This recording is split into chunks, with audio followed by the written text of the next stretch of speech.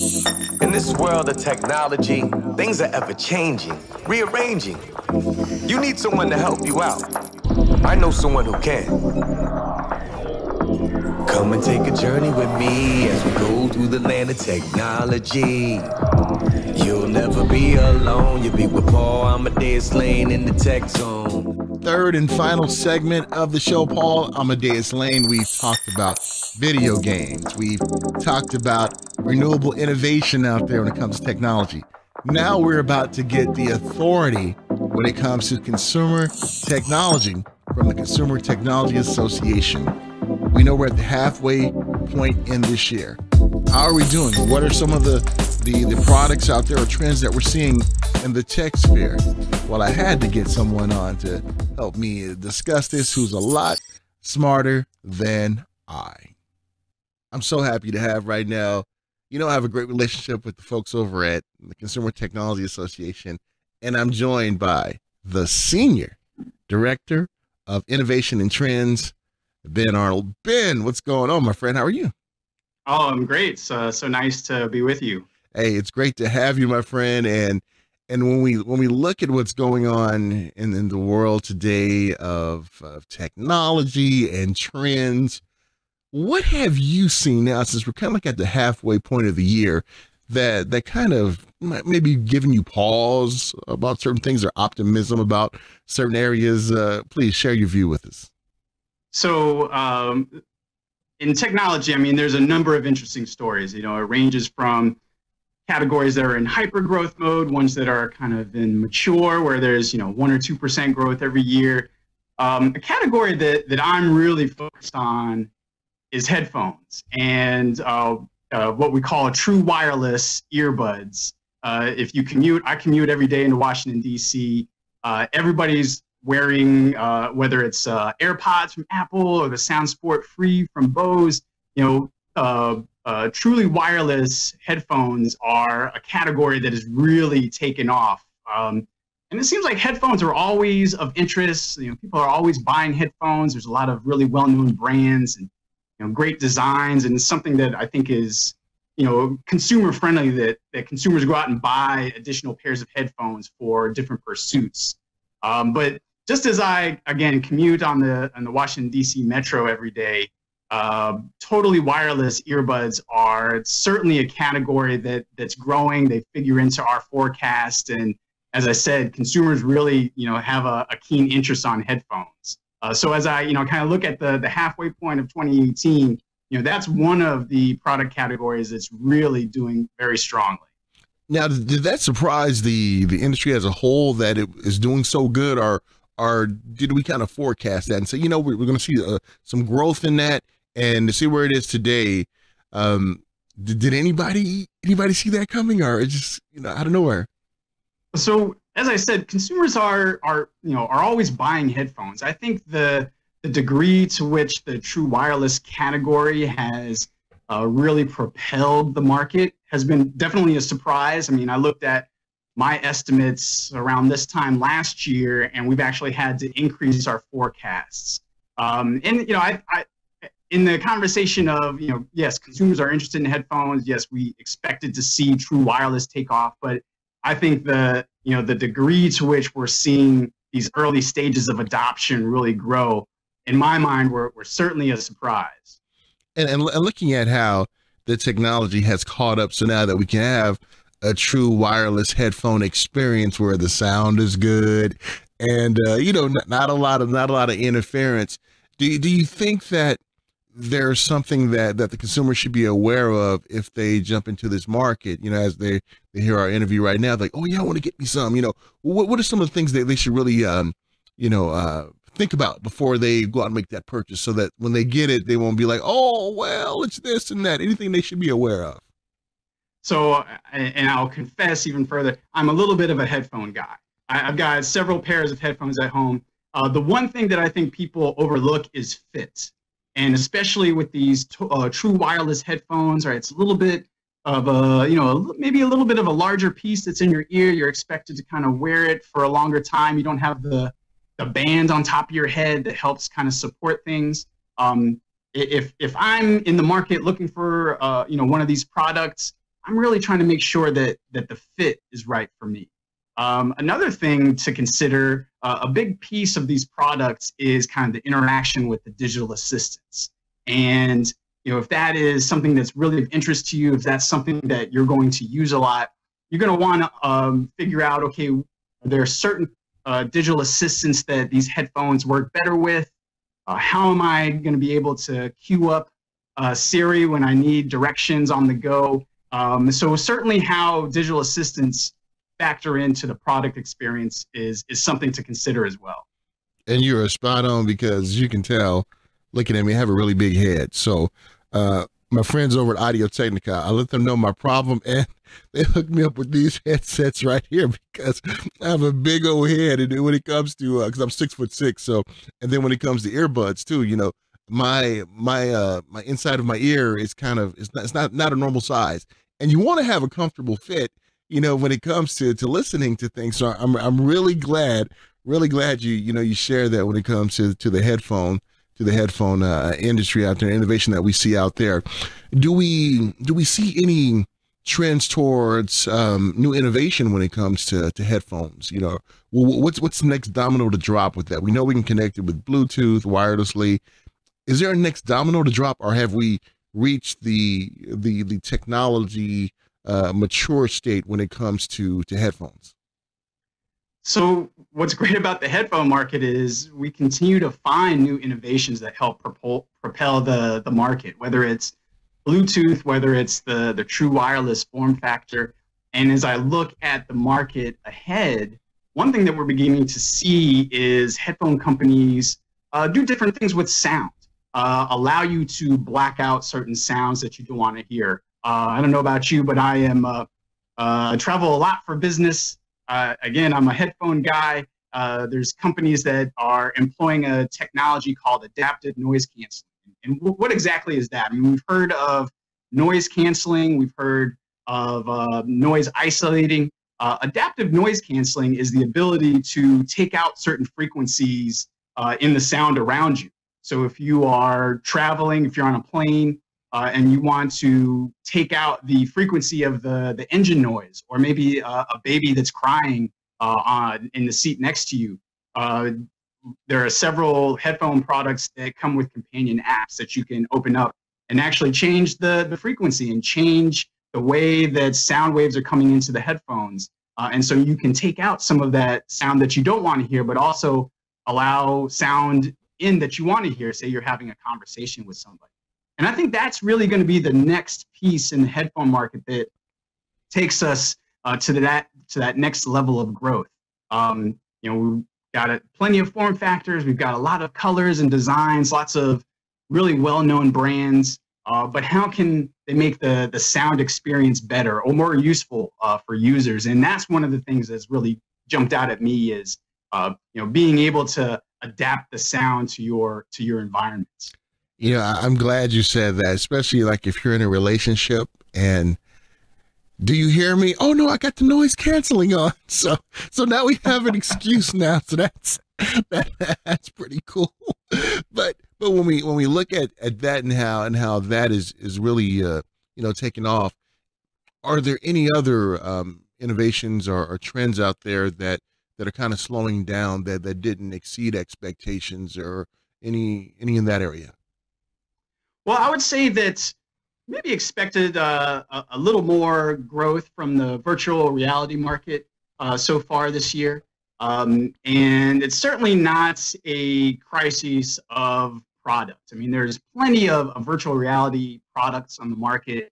They hit different kind of pricing segments. You've got, fairly inexpensive cardboard devices that you can pop your smartphone in and get a taste of the virtual reality experience. You've got some products in the kind of the mid-tier of the market, which offer something slightly stepped up. And then you have some of the more what we call immersive VR products that generally connect to a gaming PC that really provide the top level experience for consumers. If there was a category in this handful of emerging, interesting new products, I would say that it's virtual reality, that maybe we expected to see a bit more growth. And as you kind of talk to those in the industry, it's a little bit of a chicken and egg type of a scenario where, sure, there are a lot of hardware products, there are a lot of things that you can put on your head to get a virtual reality experience. But what many analysts, and myself included, feel as though there maybe is not enough content to help drive more consumers to buy these headsets. As we know, great games and being able to watch films and other type of content in virtual reality is what really drives people into the product. And I think the general opinion is that there needs to be more content so that it will drive more sales of virtual reality units. So it's not I think a negative story at all. I think it's one where we had pretty high expectations for this virtual reality market, and for some of those reasons, we just didn't hit a lot of the forecasts that we had. And the rock star over there at CTA, my pal who I've known for years, Steve Koenig, who just got promoted a couple of months ago to vice president of market research. I remember at his at CES earlier this year, talked about cutting the cord when it comes to virtual reality, when it comes to 5G, and how that can help out. And this is what I see too, Ben, is really, and I'm wishing and hoping that the VR companies really just focus on this for a minute. Me being disabled and a quadriplegic in the disabled community, I've talked to many consultant in the video game industry as well too, and I've talked to many about that VR push towards the disabled community, especially ones who haven't walked, ones who haven't been on roller coasters. I really think if they focus to that market right there, that would open up a whole new ball game. Because at E3, I got a chance to check out Atari's Joyride, Roller Coaster Tycoon on PS4 virtual reality. And man, I haven't been on a roller coaster in over 25 years since my accident. And I'm in that game and I'm like, whoa, this is cool.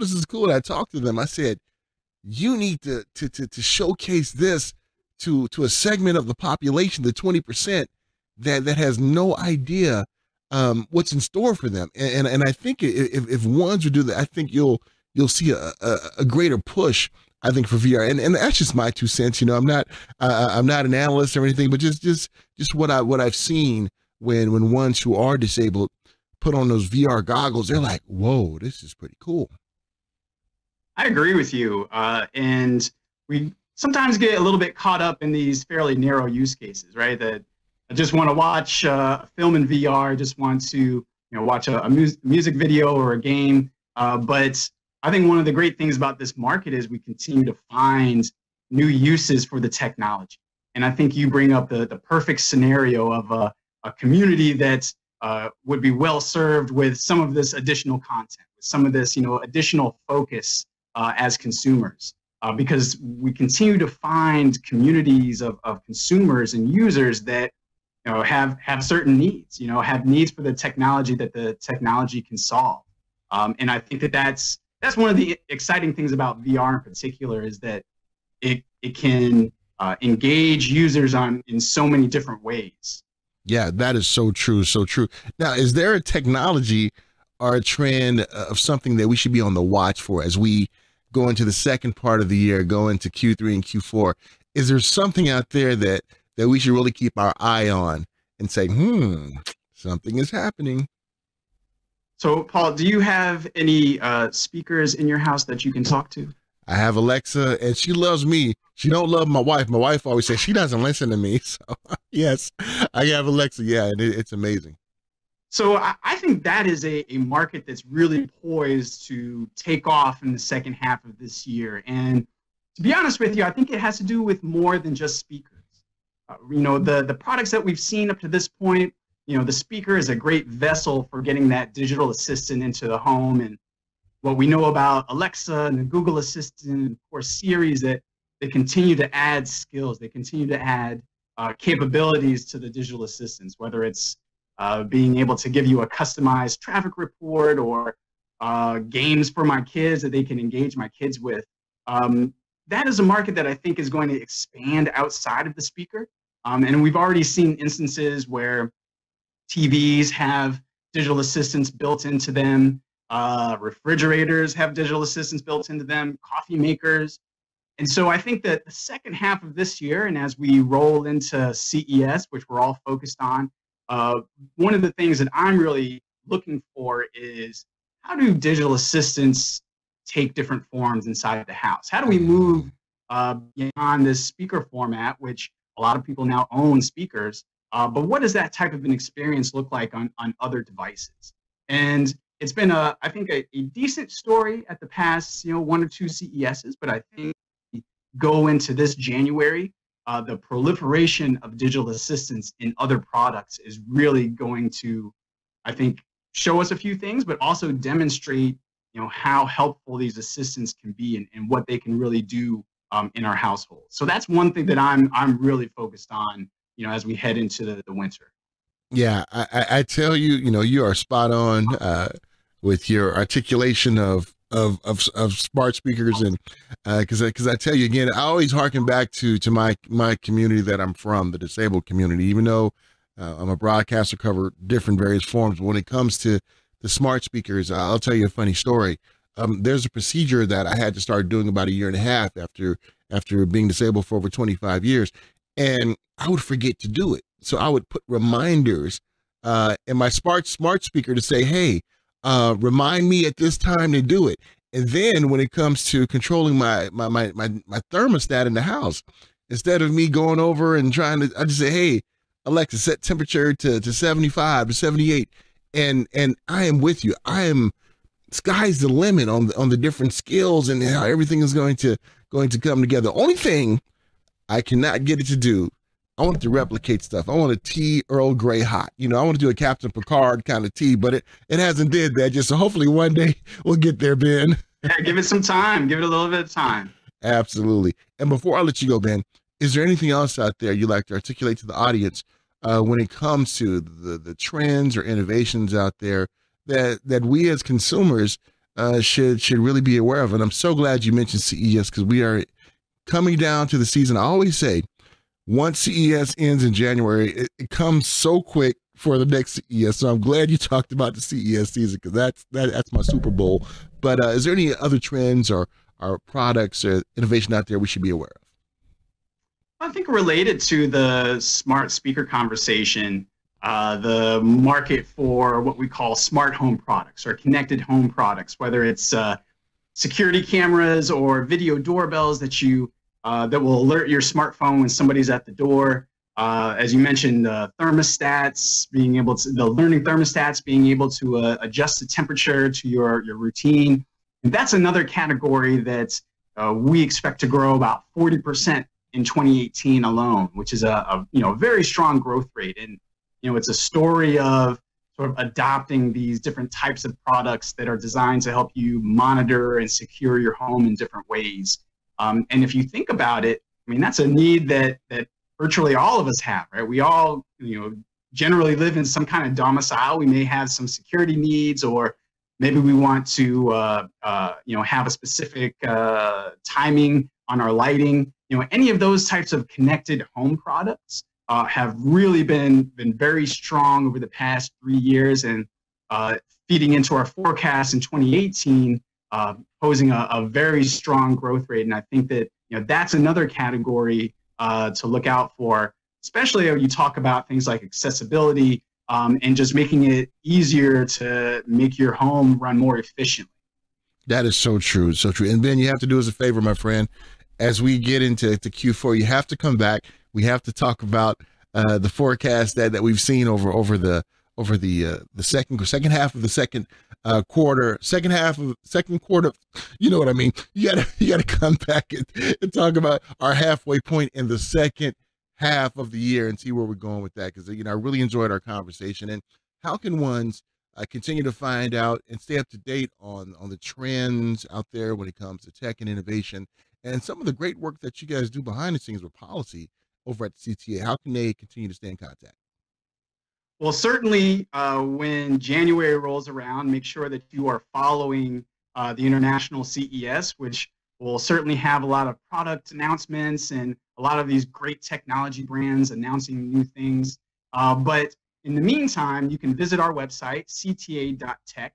We've got a lot of the work that I do, a lot of the market research that our association puts out, a lot of our policy information and how we're trying to make things better for technology in Congress. And of course, news on everything that our great member companies are doing, cta.tech. Awesome, Ben. It's been a pleasure talking to you, my friend. I look forward to catching up with you later on in the year.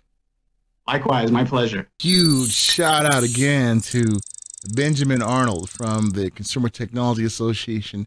Great talking with him, just opening our eyes as far as what we're seeing with trends. And guys, we're less than 6 months away from CES. I'm looking so forward to have the International CES coming up in Vegas. Yes, yes, yes, yes. All I have to say, there's a lot of great events happening leading up to International CES as well, too. So you make sure you want to go to the website, cta.tech. Check it out. All right. In the words of Biff Tannen, I'm going to make it like a tree and get out of here. Until next time, I'm Paul Amadeus Lane, and you were in the Tech Zone. Until next time, talk to you soon. In this world of technology, things are ever changing, rearranging. You need someone to help you out. I know someone who can. Come and take a journey with me as we go through the land of technology. You'll never be alone. You'll be with Paul Amadeus Lane in the Tech Zone.